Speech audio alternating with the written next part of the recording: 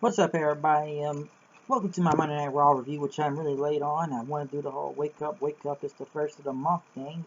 And we are live from the ATL for Monday Night Raw. So, a lot of things happened. As Sasha Banks came out to kick off the show, last week she won the Women's Championship. The fans chanted, you deserved it.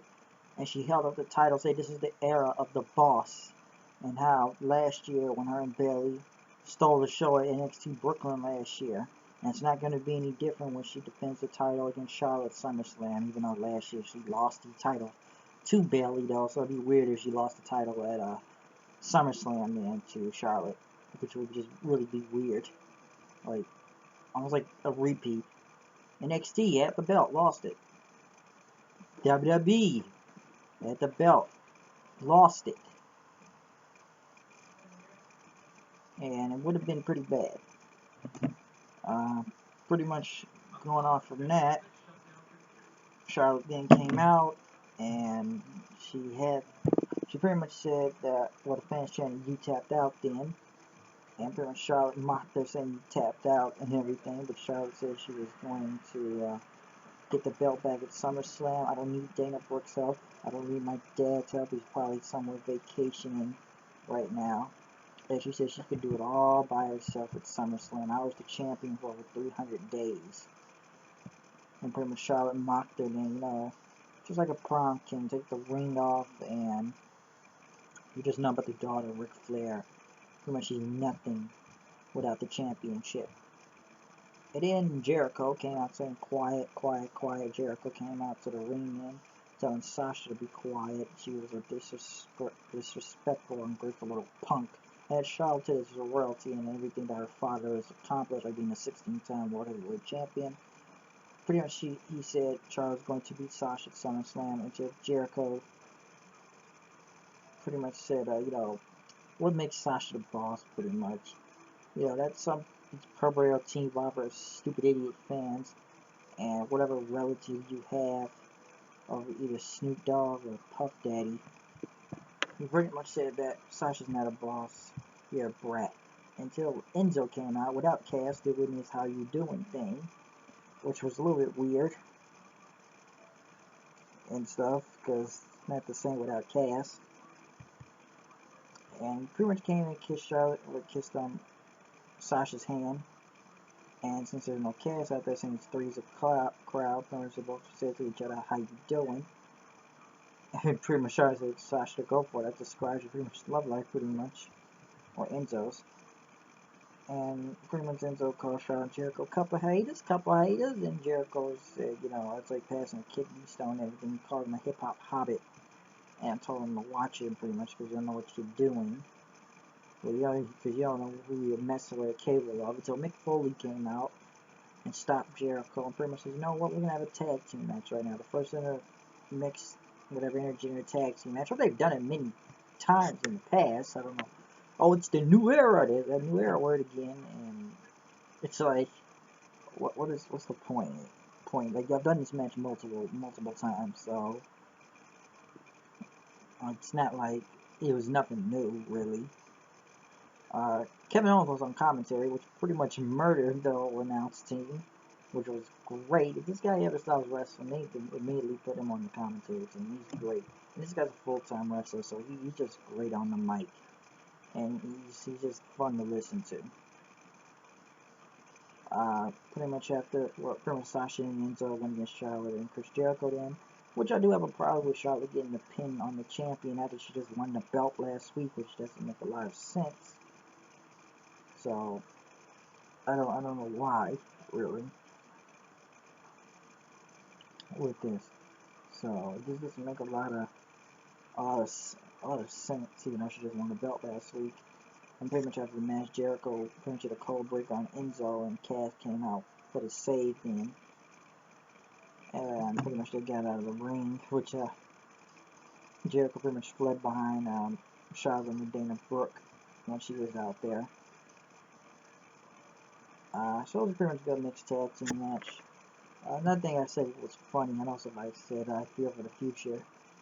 They showed some with the Bella twins at the Teen Choice Awards getting best female Athlete Award,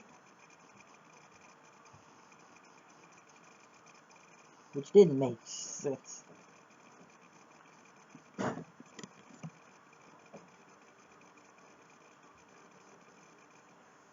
My bad about that.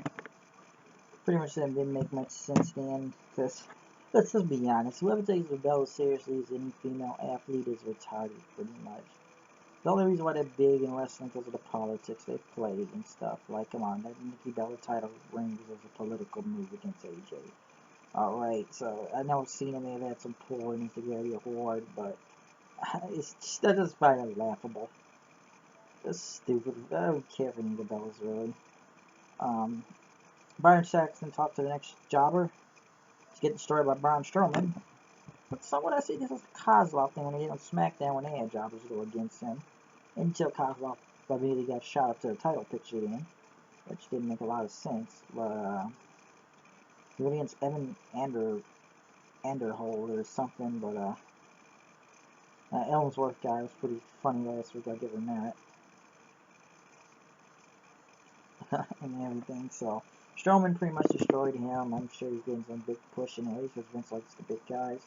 Stephanie McMahon and Mick Foley were in the back until Mark Henry came in. They talk about he was the ambassador for the Summer Olympics, and you know, talk about the new era and everything. And you know, he wants to put you in the Hall of Pain.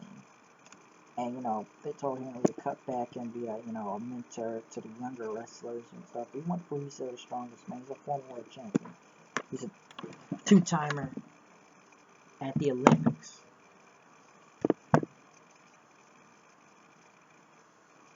And he wanted to prove that he was still the man, so he pretty much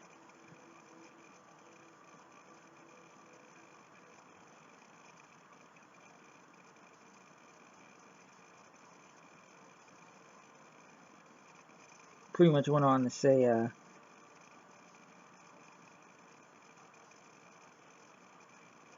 he still had it, and they gave him a title shot tonight. Why don't you represent the Olympics and, you know, go get the U.S. title tonight from Rusev? Okay. Getting annoying. Gonna mess this one up, but we'll go against Rusev and bring the belt back to America. Goldust and Truth went against Puerto Rico 1 and 2 of the Shining Stars, Primo and Epico. Pretty much Primo and Epico won because Truth was playing Pokemon Go, which I don't know how long that joke's gonna run on for.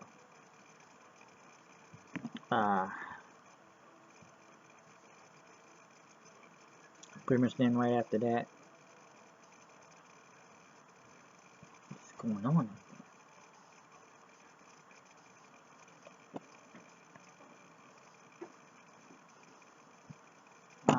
Finn Balor came out then with Cole to talk about the whole Universal title thing and how he's made an impact since being drafted in the draft, and you know he's gonna carry the WWE Universal title or whatever it's called.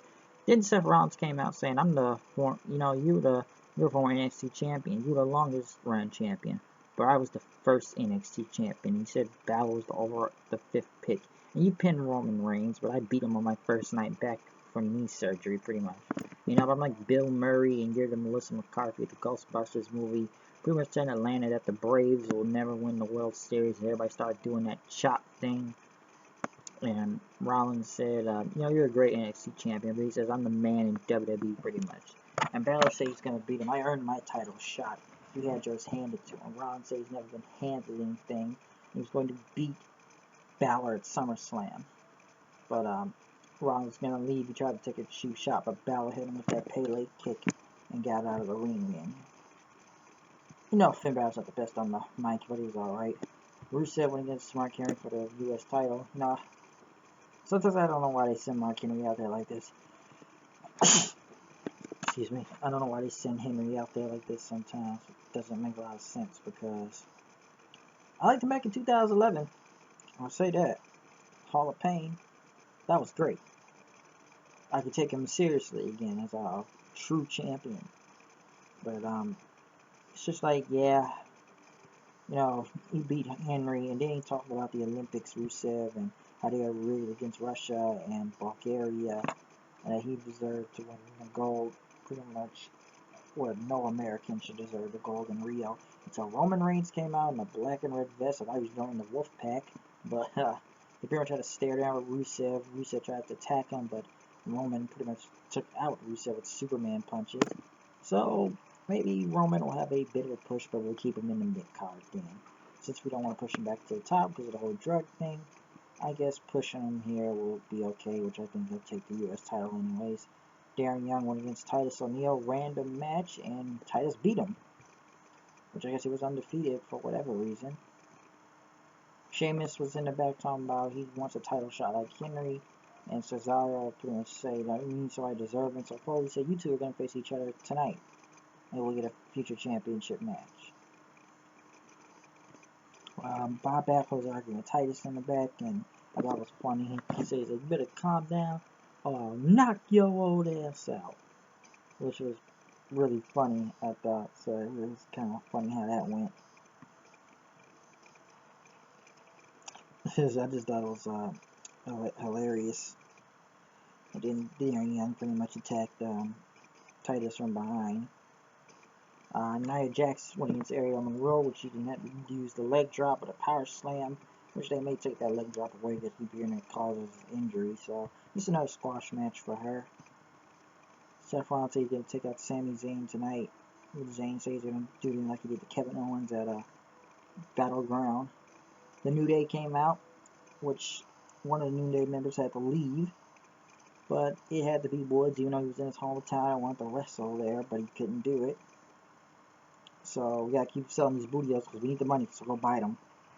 Kofi Kingston, the New Day will pretty much Kofi and Big E were against the Club, which they were beat in under a minute. And made no sense, I thought, with Kofi.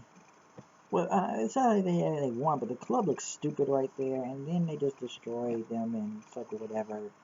And then they act like, I guess, you know, Big E needed medical attention, but, you know, after they thought they could have pulled his legs into the rope and hit him in the balls, but his legs are very thick, so I thought they could have hit him.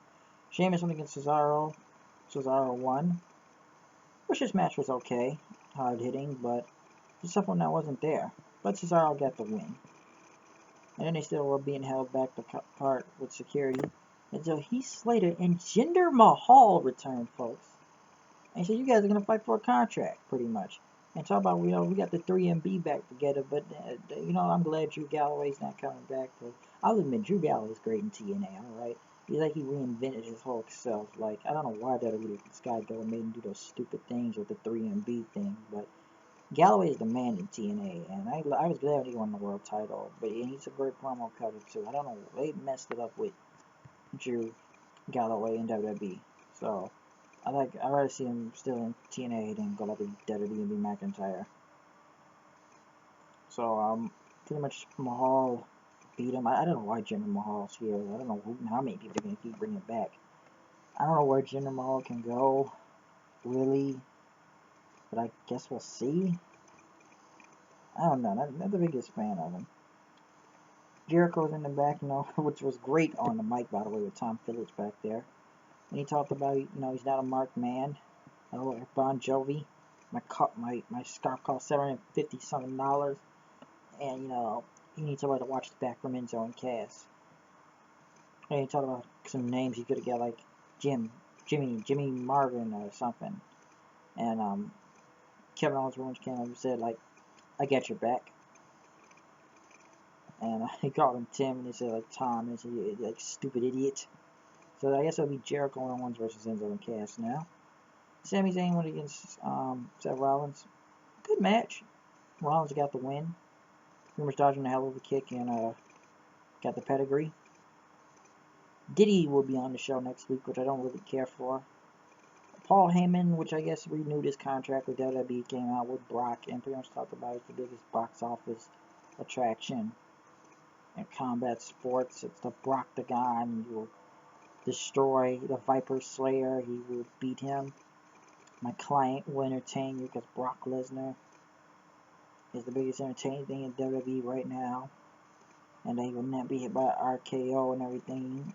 There will be no RKO victory. This man beat The Undertaker's streak at WrestleMania.